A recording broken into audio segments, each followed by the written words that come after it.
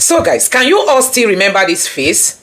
This is an ex-Naval chief, the commander who exposed plots to Islamize Nigeria.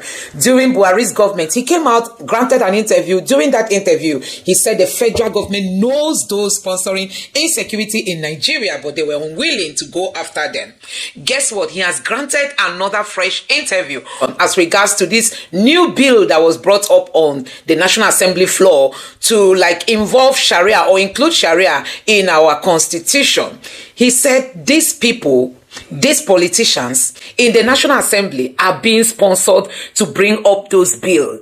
And he also told Nigerians that come what may, that this country is going to be Islamized. He has advised the federal government that the best thing is to ask the northern Nigeria to stay on their own while the south stay on their own. As in, he's even suggesting division, dividing the country so that one religion does not, impose themselves on another religion. You cannot bring up such bill and you want it to be something that everybody in the country should practice. He has said it, and he said it plump and plain, that the best thing is for the north to be on their own and the south should be on their own. So guys, you need to take your time, relax and watch this video, because this man has got a lot to tell Nigerians. And he said Nigerians are so uneducated when it comes to religion, because plots to Islamize Nigeria has been set and it's going to happen. That is just a matter of time, and that if we don't want it to happen, the best thing is to divide Nigeria. So guys, let me just allow you take a look at this interview and drop your honest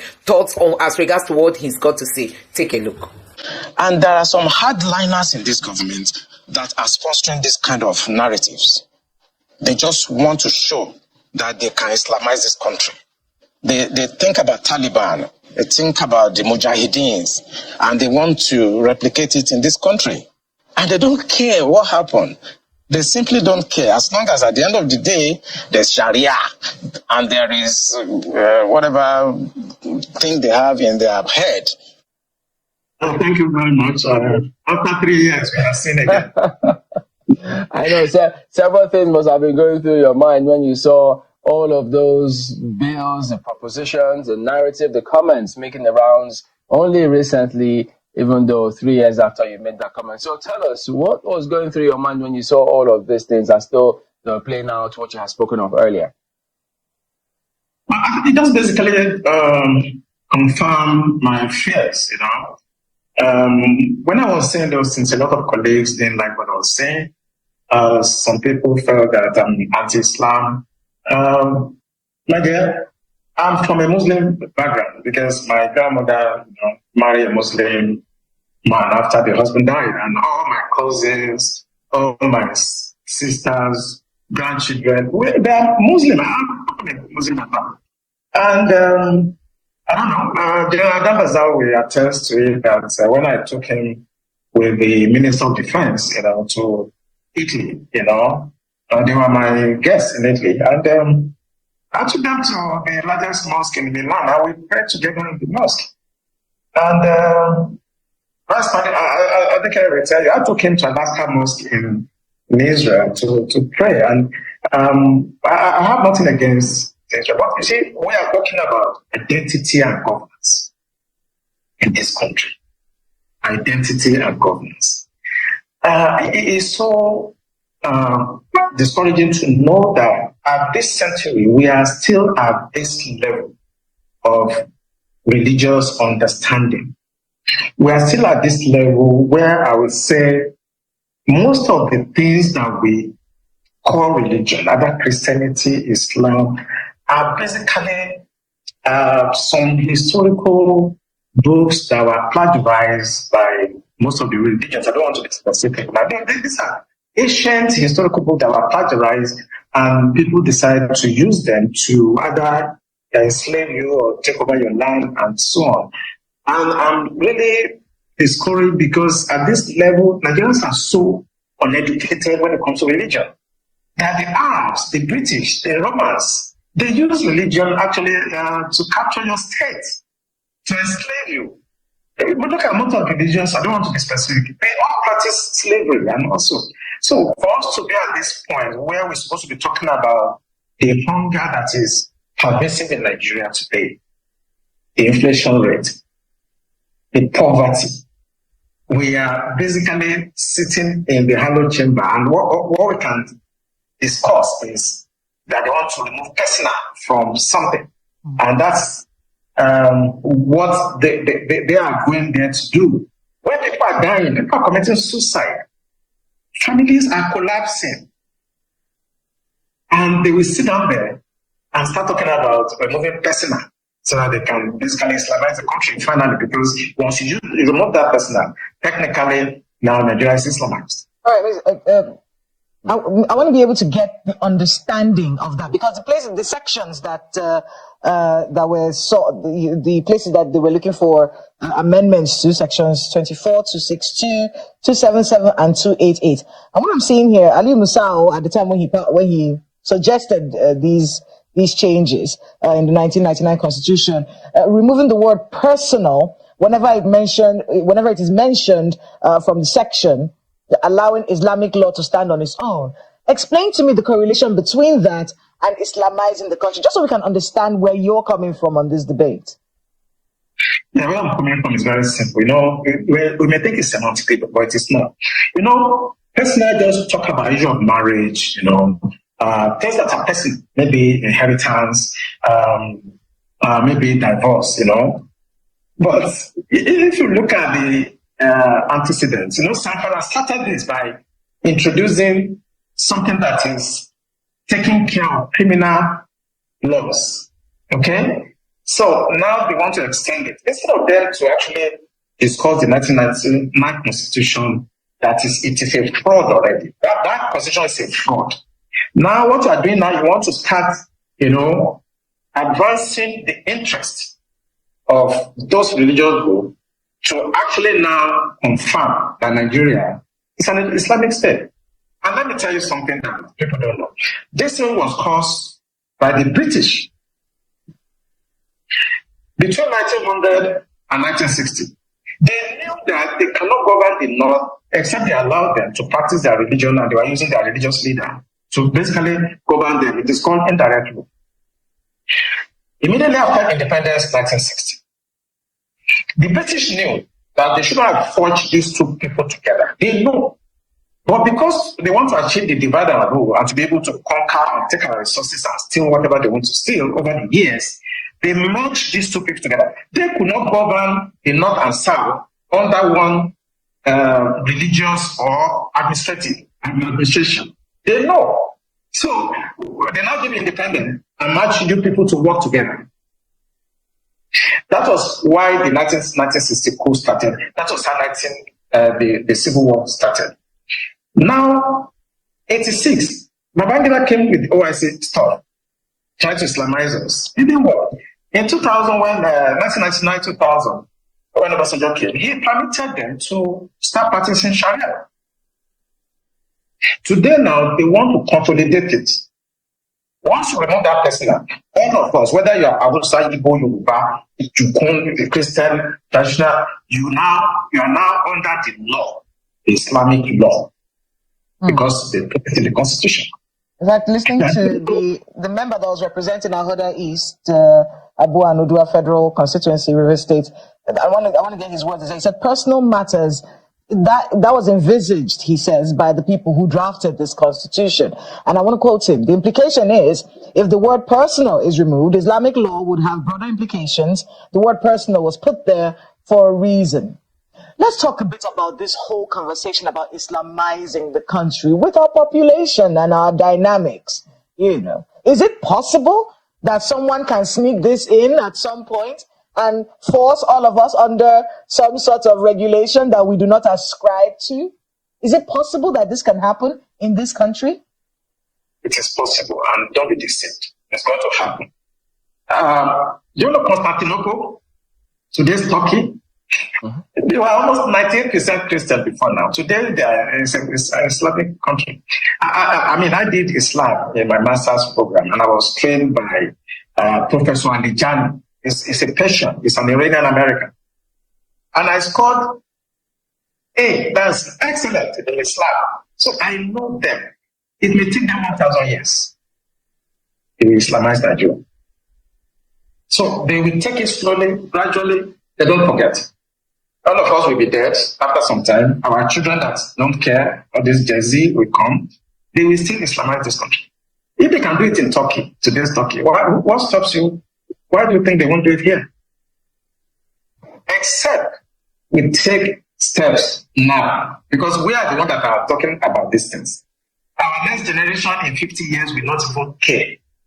You understand? So I am thinking that if some part of the country, I don't want to be specific, if they feel strongly about an ideology, a religious, but I think they can restrict it to their area. And I think maybe Tinubu should do well by developing this issue of regional autonomy where everybody should organize themselves, or at worst, let the country actually go apart, and you can do whatever you want in your area.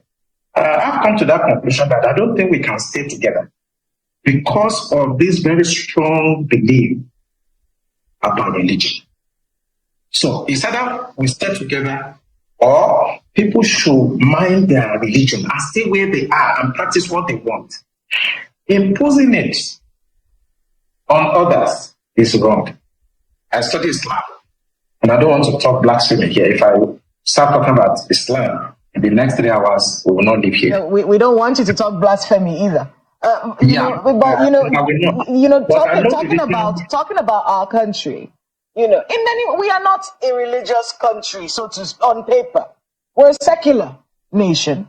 What kinds of conversations should we be having with the Nigerian people, especially the younger generation, about how to ensure that we remain secular, where you can practice your religion in any part of the country that you please without imposing your views or belief systems on any other person? What kind of conversations should we be having, and what should our lawmakers be thinking at the back of their minds? At least they've made the first step, which is dropping this bill and ensuring that it doesn't go through. But in subsequent conversations that you said will inevitably come up, what should we be doing as a people to ensure this doesn't happen? I'm going to be extreme. For me, if you look at Sudan, we have now North Sudan, South Sudan. I think we should have Northern Nigeria and Southern. That they can practice whatever they want.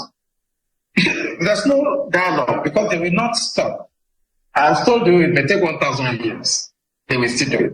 But if you let everybody go their way, maybe you have enough, you remain there and you have the sovereignty down south, then you can do what you want. But if you remain and you think you can talk to your Gen Z and people that don't care about anything, it will happen. It took hundreds of years before Turkey, Constantinople, Istanbul was converted completely today. And if you look at history will tell you that you cannot assuage these people. Who owns those banks? I did a lot of research, and I want our audience to go and find out the owner of Taj Bank and the other bank. Then the picture will start getting clear to you. You have the Jaiz Bank and you have the Taj Bank. It is an open source information. Go on the internet, the board of directors, you will see the shareholders. I don't want to mention them on national television. Go and do your research. And you're beginning to understand. You begin to understand what I said, that people have been sponsoring terrorism because they want to Islamize Nigeria. Now Tinubu has come, and it's a little bit very hard on them. That section, the kinetic approach is failing. So they are now trying to bring it through the constitution. Want to legalize it. If we cannot go through the bush and kill as many people and they are still resisting us, and this man has come and is fighting this is just killing all the fighters, then let us go to the house and bring it in through the back door. We just remove that clause, personal. They will not know, they may not pay attention. They will just, and that is it. They will still do this thing. Go and find out the owners of those banks. They are the ones sponsoring these narratives. And I always say it on television, go after the sponsors. Those guys speaking in the house, they are just paid to do that. And with time, they're going to bribe the remaining ones and they will pass it. If not this year, it may be 10 years time. If it's not 10 years time, it may be 15 years time. They are going to Islamize this country. But I think the solution, what we should So people should try to understand we are not the same people. The North and South are not the same. The British understood. That's what they are doing direct, and they deliberately march us so that we can continue to fight like this, and they can continue to take our resources away. Speaking about the British, there are several theories out there in terms of all of this Chatham House moves and why our leaders always go to the West before elections. Do you think that the influence of the British about this particular matter and more is significant? Has it waned? Is it still growing? What should be done about it? No, what the British did is just like what the Belgians, the other, like the French, does. It's the same method of giving you independence, but they know that you're not independent. Why do you go to Chatham House? Who recently wanted to talk about Yoruba nation. I saw him in Britain trying to give them letter. Why do we do that? It's because they have very strong influence. Don't be deceived. British are very subtle. They're not like the French people. They're not like the Russians. Okay, they're not like the Chinese. Very subtle, very clever. They are the one that is making this happen because it benefits them. You can't be Nigerian president if you don't get the blessing of the British. What is their benefit, though? I mean, the British benefit? Yeah. It's economy. There's no other thing. It's just to be able to take your resources. Look at Sanford. Look at all your gold and things that are mining every day. It's not going to the CBN coffers. It's going to individuals and the British and the Arabs also that are actually orchestrating some of these Islamic things you are seeing. Jais Bank, this one bank. They are external. They are sponsoring these narratives and they are benefiting by taking your resources away because they have some foolish Nigerians that they can use to help them to cut away your uranium, your gold, your silver, and so on. That's why all the time we never get leadership right. They are the one. And I don't want to talk too much, including the United States. You cannot be president in Nigeria if they don't actually give you their blessing, including France now. France is very strong. They have very strong influence on us now.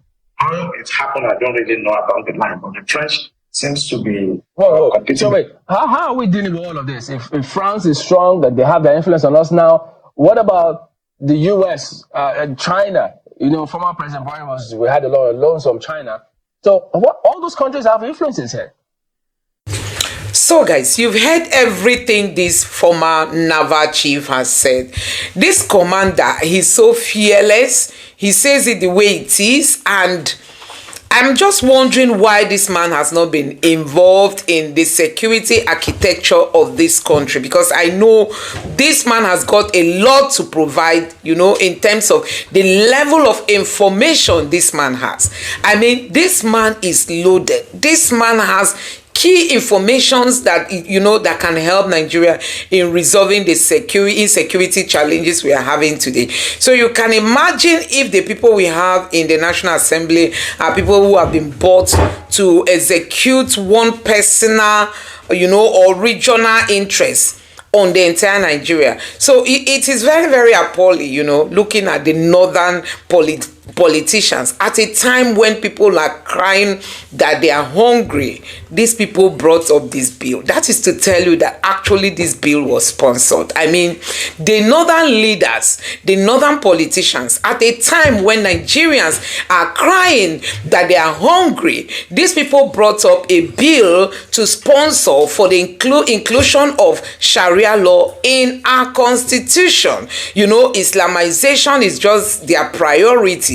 In the midst of the north having the most of out of school children, the hunger is more in the north. We've seen children suffering from kwashiorkor, marasmus in the north. We know so many challenges. Insecurity headquarters is in the north, and amidst all that, these leaders from the north, you know, the only thing they found relevant to discuss on the Senate or House of Assembly floor is how to include Sharia law so that it's going to be implemented in all the section, all parts of this country. So this man is just telling them that, you see, the agenda is already clear. You know, the handwriting on the wall is clear for everybody to read. That, you know, the best thing is just separate Nigeria and let's go our separate ways. That is the message that this man is giving, that there's no point pretending that we can be one, that is not possible, with the kind of mindset that the people in the north are having.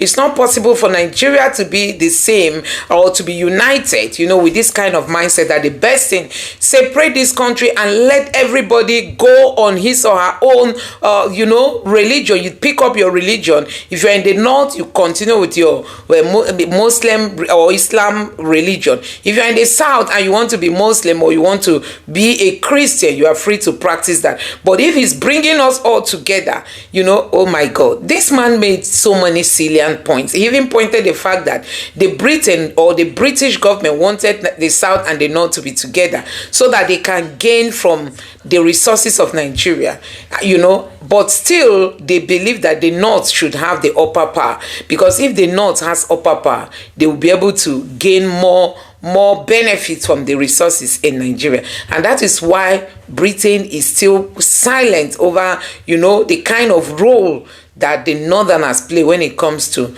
their religion in the country. So guys, let me know what you think about all this in the comment section below. Please don't forget to subscribe to the channel and turn on the notification bell. Please give this video a like so that YouTube can recommend it to others, and drop your thoughts in the comment section below. Thank you. So guys, we all know that the latest one now is in Yoruba land, where there are clamors for the Islamization of the country. There should be the establishment of Sharia law. There should be the establishment of Sharia courts. There should be the establishment of Sharia, arbitration courts, and all kinds of things, that is being canvassed for in Yoruba land. And you can now agree with me that this man said everything clearly. He said it's just a matter of time. It's just a matter of time, that Nigeria cannot survive this. That the only solution is for Nigeria to be divided. As in, the north should go their way, the south should go their way. So I think this is like a clarion call. This is what Nigerians should be talking about, dividing this country, allowing people to be on their own, let everybody go his own way and all that. That is actually what this man is saying in this video. And I think he made it bump and plain that there is no going back in this agenda, the agenda to Islamize Nigeria. There's no going back. They just want Nigeria to become an Islamic state. And when you look at it critically, you see that the sponsors of this Sharia of a thing, they are very tough. I mean, they are very sophisticated in terms of money. They have enough to fund this agenda, So recently I watched a video where Saudi Arabia welcomed the Prime Minister of Italy. She is a woman, and when she got there, she was shaking hands with them. But if it's in other places, Saudi Arabia is like the headquarters of Islam, but you could see their leaders shaking hands with women. But we have these hardliners, even in Nigeria, who will not even want to shake hands with their fellow men, as in the women not shaking hands with men. They will tell you it's a taboo. But Saudi Arabia is now raising educated men who are looking into their religion, and they are now like scraping some of the things they feel is of no benefit. God created man and woman, and then you say the man should not greet the woman should not greet the man, because if you greet, you transfer or transmit sexual. Sure, let me not go into that. So I don't know why all these things are happening. I don't know why, but I'm so happy that this man, he's a Yoruba man. If it was to be an Igbo man saying all this, I know people will take it for granted, People will take it for granted, but it's coming from a well-educated, service chief, retired service chief. This is somebody who headed the Navy, who was involved in so many security-related matters, He understands Nigeria. He understands, all the things that Nigeria is going through today. None of them are strange to him. And he's the one that is speaking. And I think Nigerians should listen. I just hope that this message will get to Tinubu, because people are beginning to ask, where has this man gone? Where has he gone? That Tinubu has not even recognized him. I think currently he's a vice chancellor in a particular university. He has retired and he has gone into different kind of job direction. People are like, why is it that the government of the day does not identify people like this and put them in key positions to help this country? So you see that in Nigeria, it's all about when you win election, you start compensating people who won't help to win election. Your party members, like Ganduje now was appointed to become the chairman of FAN. People are like, is this just appointing APC members in key positions in government, as if governance has become a political party? So guys, let me know what you think about all what this man said in this video. Do you agree with him? Personally, I do. Let me know your thoughts in the comment section below. Please don't forget to subscribe to the channel, turn on the notification bell. Please give this video a like so that YouTube can recommend it to others, and drop your thoughts in the comment section below. Thank you.